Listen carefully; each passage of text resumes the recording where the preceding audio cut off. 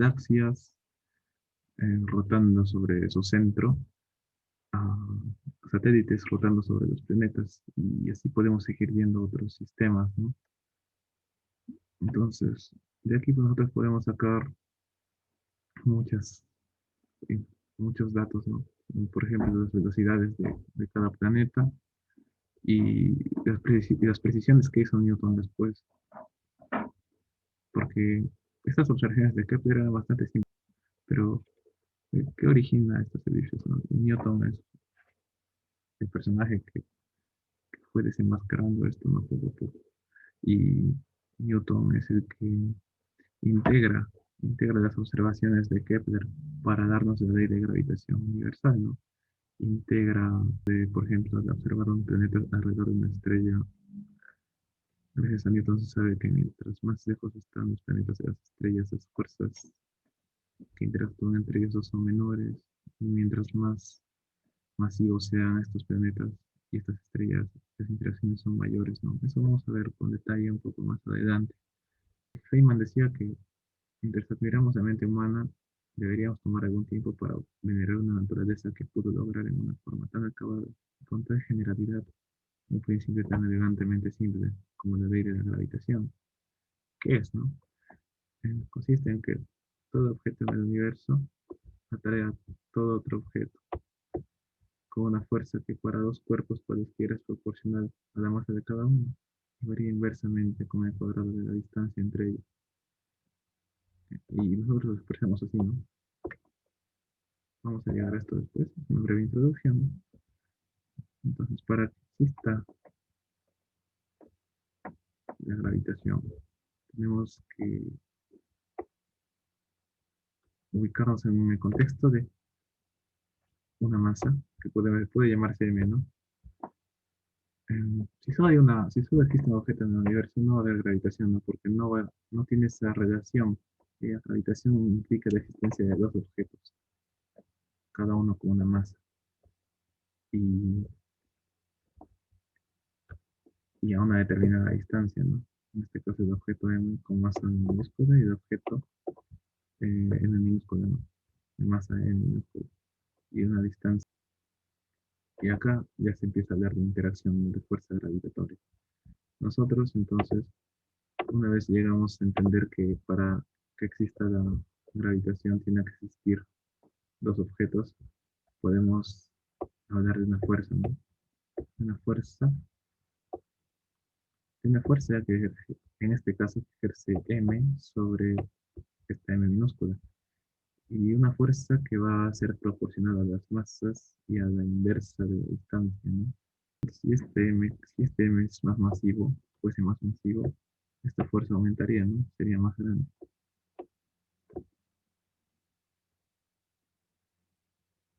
Y si la distancia fuese más grande, digamos, este estuviese más alejado, este estuviese en menos poder, esa fuerza decrece, ¿no? Porque este cuadrado, al aumentar, reduce la fuerza, ¿no? Esa fuerza que aplicamos sobre M va a acelerar harto, ¿no? Entonces, la aceleración va a ser grande, se va a mover rápido, ¿no? Eso pasaría como un planeta pequeño. En cambio, si la masa es más grande, con una misma fuerza,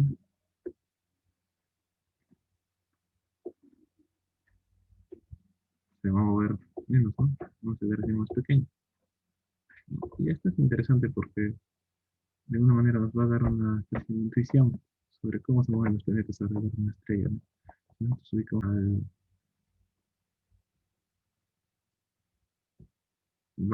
se va a crear ¿qué es lo que crea la fuerza, no?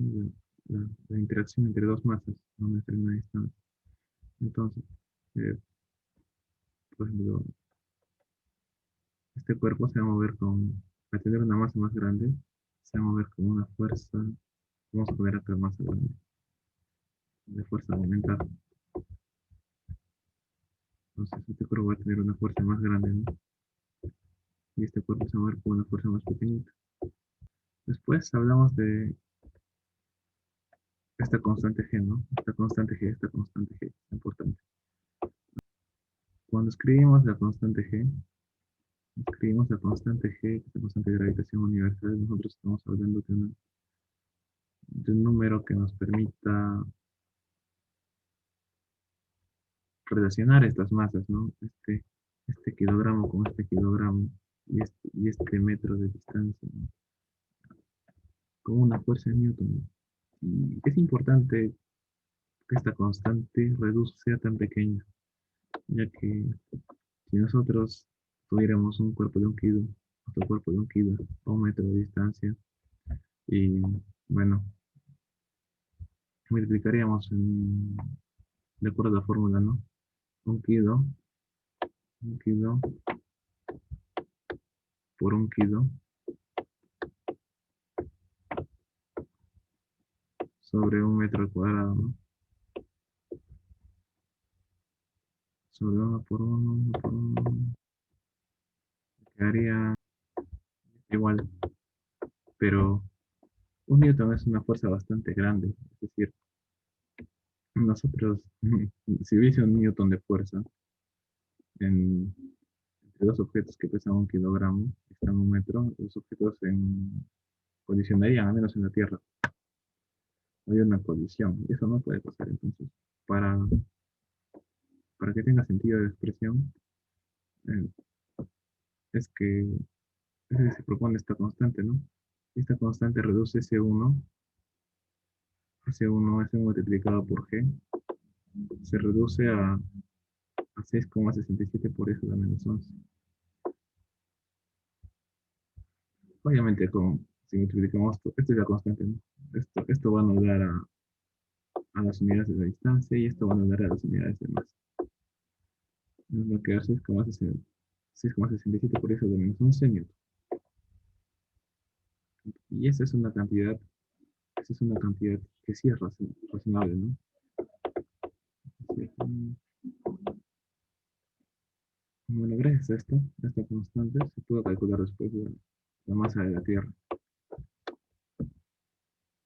Ahora, también es importante poder hacer una analogía, ¿no? Para poder tener un mejor entendimiento de la relación entre la distancia que están los planetas con respecto a una estrella y la aceleración que experimentan estos planetas. Hay una observación bastante bella, bellas, podríamos decir que tiene una belleza, ¿no? Porque es una simplificación, es una función lineal entre la distancia al cuadrado de los planetas con respecto a una estrella, aunque este es Sol, ¿no? En la distancia. Entonces, nosotros medimos la distancia de Mercurio con respecto al Sol y la aceleración con la que se mueve, ¿no? Entonces, digamos acá está Mercurio, ¿no? Acá está su distancia, la multiplicamos al cuadrado y la escribimos acá, ¿no? Distancia al cuadrado. Y a esa distancia, ¿qué aceleración se mueve? Mercurio, ¿no? Aceleración, digamos, 1, ¿no? Y una aceleración un poco más pequeña. ¿Por qué la aceleración es más pequeña, no? Porque se está alejando, ¿no? Entonces nosotros teníamos que, en la anterior diapositiva, que la fuerza que se ejerce sobre estos planetas depende de la masa del planeta, de la otra masa, de la constante de gravitación, de la distancia al cuadrado. Y bueno,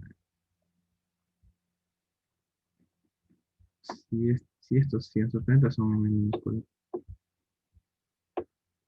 estos componentes forman la aceleración, ¿no? Nuestra aceleración está determinada por la masa de nuestra estrella, por la constante y por la distancia. Mientras más masa tenga nuestra estrella, más vamos a acelerar. Mientras más lejos estemos, menos vamos a acelerar, ¿no? Porque esta es la aceleración. El radio está aumentando y la aceleración está disminuyendo. El radio va aumentando. Por ejemplo, para Júpiter hay un mayor radio y la aceleración sigue bajando, ¿no? Así sucesivamente. Para Plutón, obviamente, el radio va a aumentar mucho más. Radio al cuadrado estamos considerando, ¿no? Y se dieron cuenta que si unían estos puntos nos daba una función lineal. Eso era muy interesante. Eso no pasaba con el radio y la aceleración. Tenía que ser radio al cuadrado. Tenía que ser radio al cuadrado. Y bueno, si nosotros seguimos la trayectoria de esta recta, estaríamos hablando de un descenso de aceleración proporcional al aumento al cuadrado de la distancia. Entonces, nosotros nos vamos más lejos y lo elevamos al cuadrado y aceleramos más lento. Y de esta manera Newton pues dice, ¿no?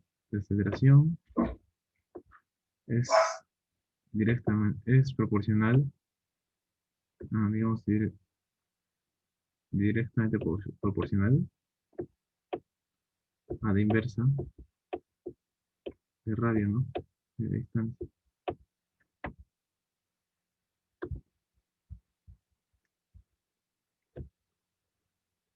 Y esto es uno de los fundamentos de la fórmula que Newton haría después, ¿no? Ah, ahora hablemos de lo que pasó un poco antes, ¿no? Las tres leyes de Kepler. Y gracias a estas leyes Newton pudo hacer sus observaciones. Primero,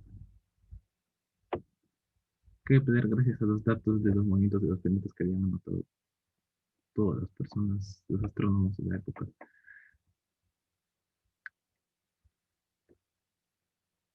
Newton puede, Kepler determina que las órbitas son elípticas, ¿no? Tienen esta trayectoria elíptica. Mm, Es una elipse, ¿no? Que no es una, no es una esfera, no es un círculo, es una figura que tiene como base dos focos y, y evidencia un punto, ¿no? Un punto separado de esos dos focos, tal que esta separación, a medida que recorre la figura elíptica, es constante, ¿no? Es decir, es, la suma de estas dos distancias es igual a la suma de estos dos, es igual a la suma de estas dos, y es igual a la suma de estas dos, ¿no? Y los planetas podrían girar a veces más lejos y a veces más cerca, alrededor de una estrella. Y cuando giraban más lejos, en un tiempo determinado, porque este tiempo es el mismo que sucede cuando el planeta está lejos que cuando está cerca, en un tiempo determinado se movían más lento cuando estaban lejos y más rápido cuando estaban cerca. Pero hay un concepto que se evidencia gráficamente, ¿no? Que es el área del movimiento, ¿no? Y este área era constante, ¿no? Es decir, pese a que nos movíamos más lento cuando estábamos lejos y más rápido cuando estábamos cerca, el área que hacíamos es constante. Y gracias a esto, gracias a esta observación, Newton puede concluir después, puede tener la conjeturar, ¿no? Newton hace la conjetura, ¿no? ¿Por qué estas instancias dependen de estas instancias de los cuerpos, de estas aceleraciones? Estos, es- este movimiento depende de la estrella, ¿no?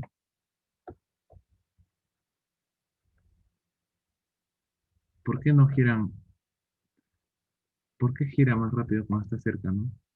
¿Existe alguna interacción con la estrella? Y bueno, eso ayuda a la formulación de la ley, ¿no? De la ley, ¿no? De la ley de gravitación universal, ¿no? Que incluye, que incluye a la masa de la estrella, ¿no? Eso es importante hacer esa observación, porque todo empieza a formar parte de un corpus. Ah, como les dije, la constante gravitacional se dio después de la vida de Newton, pero por acá, por esta observación, ya vamos incluyendo, ¿no? La importancia de la masa de la estrella y también de la distancia. Y la tercera observación que hizo y que se convirtió en ley, que hizo Kepler es que Vamos a, quizá cuando encuentren más bibliografía, van a encontrar este nombre. La segunda de ahí, repasando un poco, habla de que los planetas no se mueven alrededor del Sol como velocidad uniforme, sino que se mueven más rápido cuando están más cerca del Sol, más lento cuando están muy lejos. Y supongamos que se observa un planeta en dos tiempos sucesivos cualquiera, digamos separados una semana, y que el radio vector se dibuja hacia el planeta para cada posición observada. Este, este segmento se llama radio vector. Es importante también que ustedes sepan, ¿no? Este es radio vector, radio vector. Pero en sí es lo que ya hemos dicho antes, ¿no? Y bueno, creo que descubrió mucho más tarde que,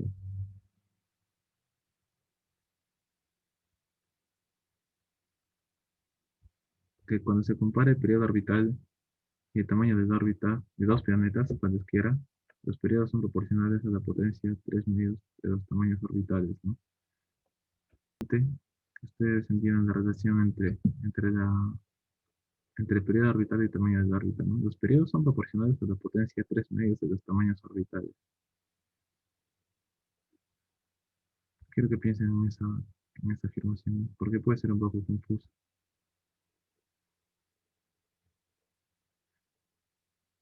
Después lo clarifica un poco. Más sencillamente, si los planetas se movieran en círculos, como aproximadamente lo hacen, el tiempo requerido para moverse alrededor del círculo sería proporcional a la potencia 3 medios de diámetro, o de radio.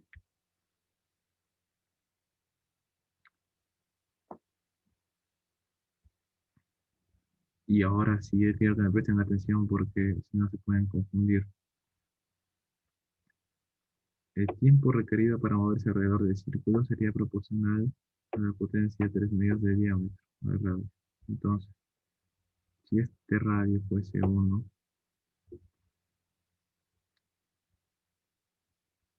esto dicen, digamos, vamos a poner radios ya, radio y, y periodos. Si este radio fuese 1, su periodo sería proporcional a la potencia 3 medios, ¿no? 1 a la 3 medios sería 1. Si este radio fuese 2,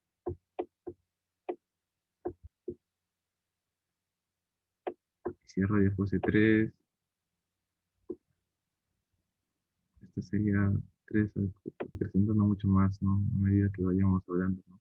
Vayamos incrementando el radio, ¿no? Por ejemplo, si tenemos ya al cubo, 64 raíz 8, me parece ejemplo perfecto, ¿no? Entonces, si se dan cuenta, cada vez el tiempo se va dejando más y más de la proporción de radio, ¿no? Es decir, mientras más grande sea nuestro radio, el tiempo va a dejarse más, va a crecer más rápido. Entonces, mm, así como, así como la fuerza decrecía a medida que el radio aumentaba al cuadrado, el tiempo aumenta, ya no, ya no tan, ya, el tiempo aumenta más rápido que la distancia. En cambio, antes vimos que,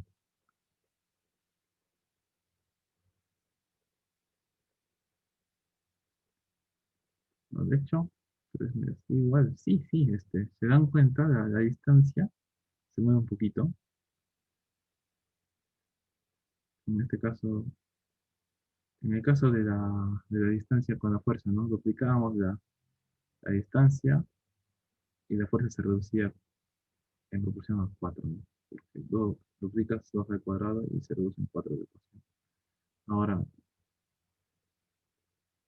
duplicas la distancia y el tiempo aumenta en 2,75, ¿no? Es, es un poquito menos intenso, ¿no? Porque estamos hablando de una potencia 3 medios y de una potencia 2. Entonces, hay que ser bien cuidadosos con estas cosas, ¿no? Para las observaciones que vamos a hacer. Podríamos hacer estas conjeturas, ¿no? De que de que la fuerza es más sensible al cambio de distancia que, que el periodo, que el tiempo de rotación. Es decir, si yo duplico, si yo duplico el radio, voy a tener una fuerza gravitacional 4 veces menor, así como mi periodo va a aumentar en 2,75. Si yo cuadruplico el radio, mi fuerza se va a reducir de 1 a 1/16. Ese cambio es fuerte. En cambio, al cuadruplicar mi distancia, el periodo solo se va a duplicar, el periodo va a pasar de 1 a 8, ¿no? Y que es el doble del aumento de la distancia. Y eso no es tan intenso como el cambio de 1 a 1/16 de la fuerza. Entonces podemos decir que la fuerza es más sensible a la distancia que el periodo. Aquí está el resumen de las tres leyes de Kepler, ¿no? Es decir, si quieren algo concreto, aquí está. El movimiento alrededor de una elipse, las áreas iguales barridas por el radiovector y la sensibilidad del periodo con respecto a la aceleración. Bueno, eso sería todo por hoy. Um, Espero que tengan un buen día, chicos. Muchas gracias y espero sigan viendo más sobre este tema porque es bastante interesante y rico en contenido.